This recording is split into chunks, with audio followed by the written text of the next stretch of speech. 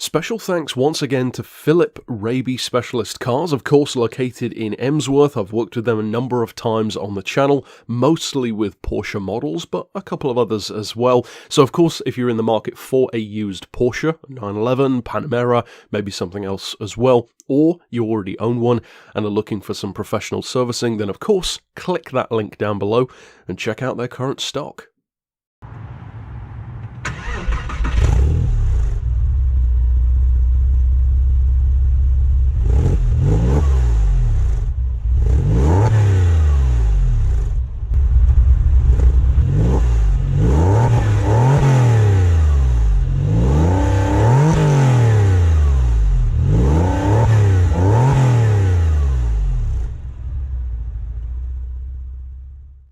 This particular 911 nestles perfectly between the two other 911 reviews that I've done on the channel. Of course, the first one was a 993 Carrera, and then the 997.2 Carrera.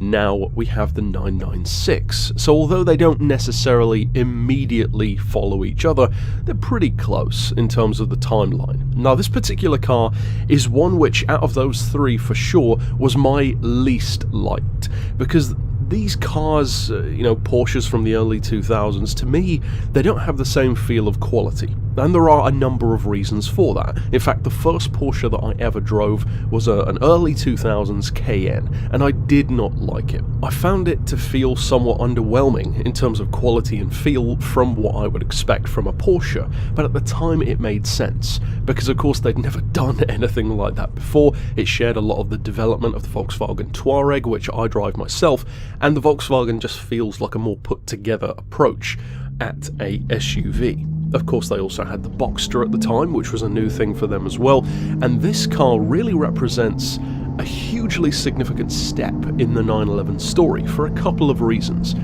One is, of course, that this was the first ever 911 production car to have a water-cooled engine, and some of the purists don't like it for that. Personally, I don't really care. Whatever improves the model overall is the good choice to make. Secondly, and this is something which isn't talked about as much, this was the first 911 since the original to use an entirely new chassis layout.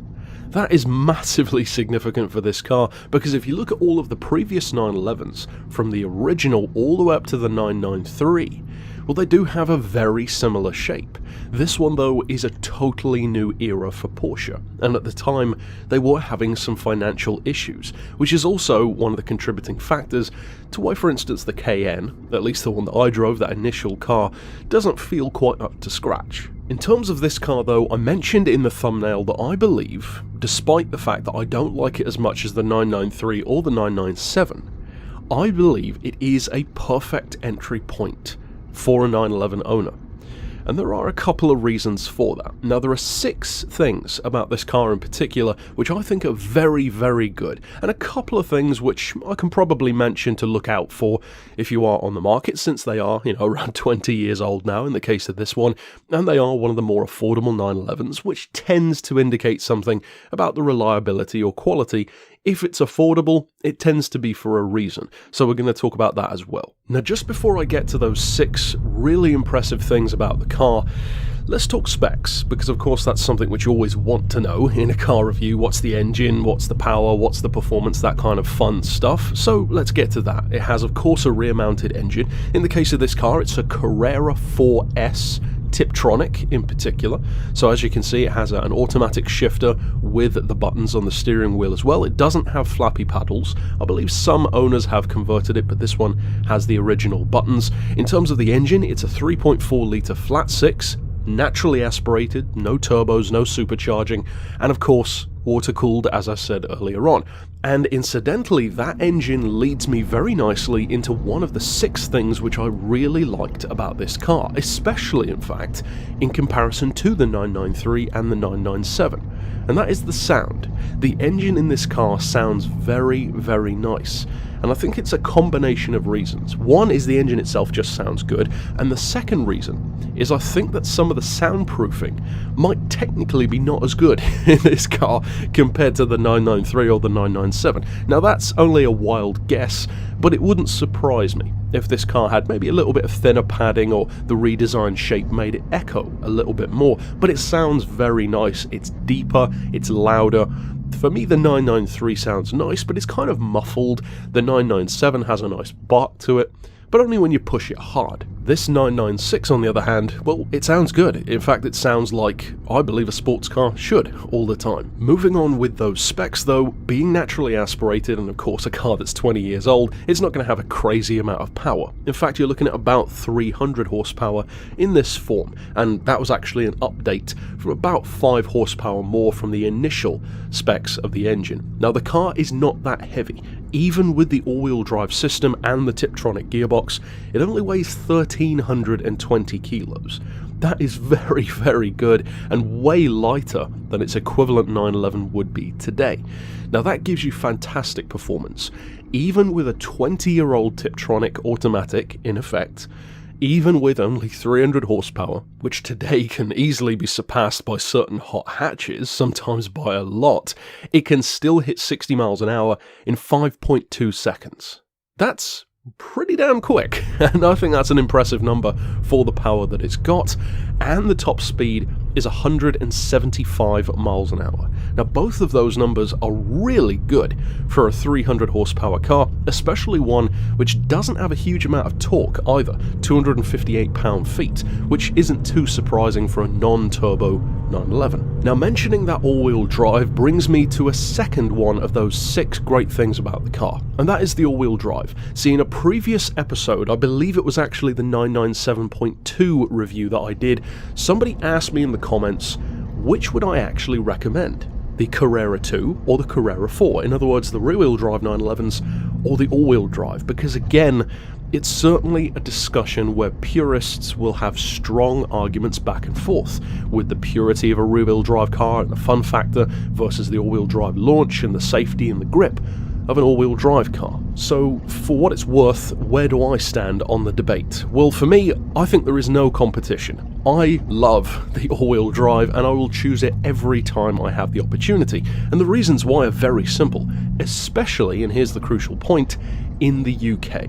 You can see from the roads that I'm driving on, from the weather that I'm in, and just from the general layout of England, all-wheel drive is always going to be an advantage. We have tighter, twistier roads, which are great fun, but having that extra grip can literally make the difference between driving in a straight line and being in a hedge in inclement weather. If it's raining, if there's mud on the road, it's just these real-world conditions wherein having that much more grip, especially over the front end, makes all the difference.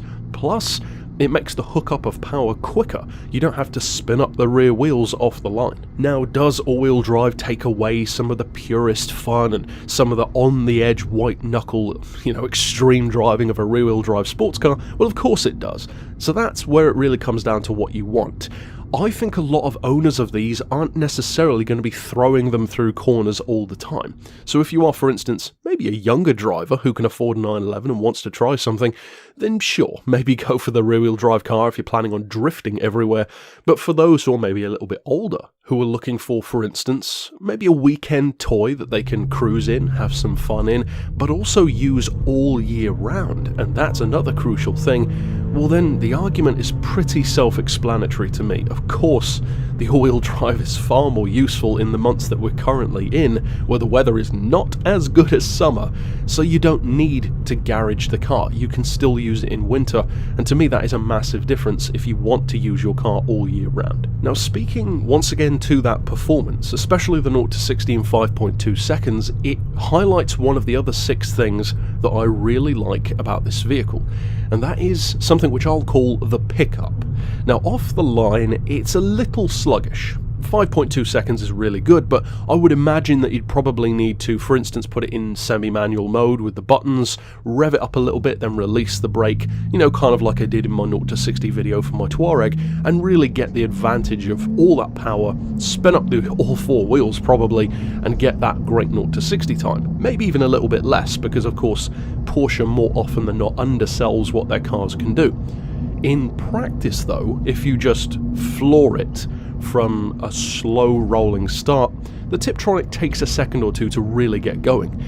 Mid-range though, That's what I'm talking about, because the mid-range pickup in this car, when it comes to, for instance, already doing 30 or 40 miles an hour and then flooring it, or just rolling your foot onto the throttle and opening up that 300 horsepower, that is when it's so fun. In fact, it's when the car really feels at home, because the power and the acceleration just becomes relentless. It rolls on faster and faster, and you see that digital speedo jump by increments of 4 or 5 miles an hour to 60, 70, 80, and it's very impressive how quick the pickup of that throttle is, and it's very addictive as well. For a car that is 20 years old with 300 horsepower, it feels a whole lot quicker than you'd think it would. Another thing which I think it's very important to note actually about this car though is a less obvious one, especially when you're looking at the camera.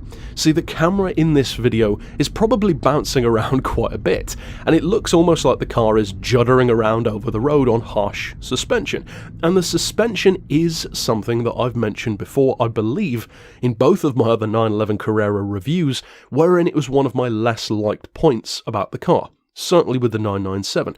It was a great thing when it comes to performance, but a little harsher than what I typically like for just cruising. Now, I'm not exactly sure why the camera was bouncing around so much in this video, but I have a theory. I believe it was probably because the roads were a lot emptier than they typically would be, and I was getting the opportunity to really use a lot more of its performance through corners. So I believe the camera was probably bouncing simply because I was driving faster than usual. That being said, I personally find this to be a significantly more comfortable car than both the 993 and even the 997.2, which came after it. Now, to me, that is a huge point to make note of.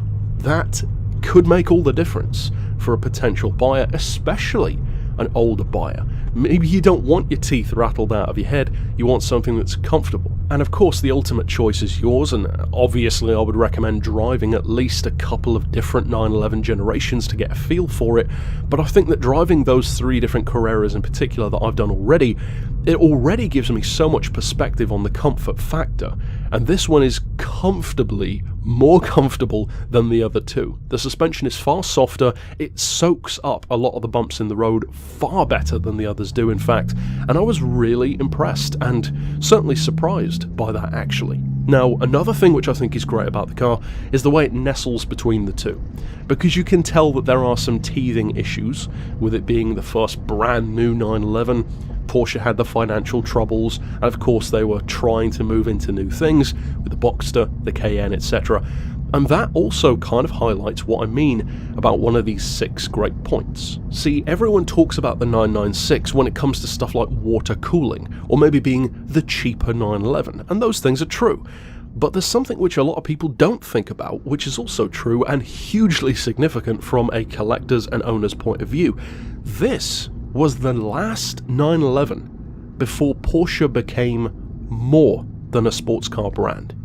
In effect, this is the last of the Porsche sports cars 911, because once they brought in stuff like the Cayenne, later on of course stuff like we have now, such as the Taycan, the Panamera, the Macan, Porsche is not a sports car brand anymore, and from the early 2000s that began to change. This is the last of the pure sports car 911 offerings. And for a collector, for instance, certainly a collector on a budget, well, that's a pretty significant talking point, since in effect it's kind of the old glass half empty or half full situation. Yes, you could say, oh, it's a new 911 with a new chassis and water cooling, and it lost the purity of the previous cars, and it has certain issues like the Porsche intermediate shaft bearing issue, which it does admittedly sometimes have. This one was, for instance, a little bit creaky in practice because it needed a little bit of work, which incidentally the dealership is doing before they sell the car.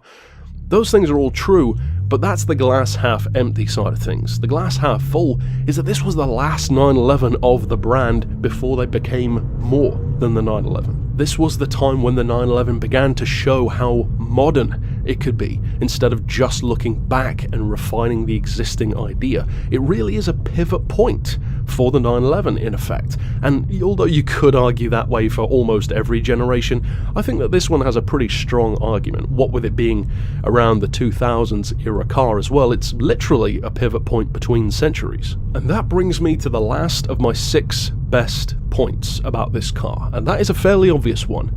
In fact, you're probably surprised that I left it until last. The price. See, this is by far the most affordable 911 overall. The Carrera, or just the 996 in general, tends to be significantly more affordable used in multiple countries, in fact, not just England, than others. Now, there are some reasons for that, some which I already mentioned, and some of those were the potential downsides of the car. They are sometimes not as reliable, they sometimes have more issues, and for some people the quality might not be as good. For me, I will freely admit, I'm not a huge fan of the interior of this car, for the same reasons why I don't really like the Boxster or the aforementioned Cayenne of the time. To me, it just doesn't feel as stylish and as high quality as I would hope a Porsche would be. But maybe that's just me. I know a lot of owners don't feel that way, so it is entirely possible that that's a subjective thing. What's not arguable though is that this is by far the best beginner's 911 in terms of attaining one. See, the other two 911 Carreras that I reviewed were a lot more expensive than this. If I recall correctly, the 997.2 was something like £35,000 and the 993 was just under 50 grand. This, in comparison, is just under 16, and on the used market, from a dealership to a private owner, higher or lower mileage, you should expect to currently, at least, pay anywhere between about £12,000 and £16,000 for a higher to lower mileage depending on the car condition. Now, I can remember not all that long ago when you could occasionally see these for about £8,000, and that highlights an important point. If you are going to get one, you probably shouldn't leave it too long, because like every 911, it will go up over time. And although admittedly a lot of that is just because of the Porsche badge and because of how iconic and collectible 911s are, it still goes to support what I just said. If you are a 911 fan, if you're in a financial position to buy one and to use one, well, pretty obviously the 996 is the way to go. Overall though, that's it for my verdict on the 996, in particular of course the Carrera 4S with that Tiptronic option, and of course they do offer it with a manual as well for those who prefer that. Overall, that's it for my thoughts though. Of course, if you are an owner, a former owner, or just a fan of the 996 or the 911 overall, tell me your thoughts down below. Do you like them? Do you dislike them? What are the best and worst points from your experience? Tell basically everyone down below for their benefit if they decide to read the comments. But of course, if you want to check out my other 911 reviews, including a couple of other Porsches like the Panamera, then click the playlist here on screen. And until next time, I'll see you then. But for now, as always, thanks for watching.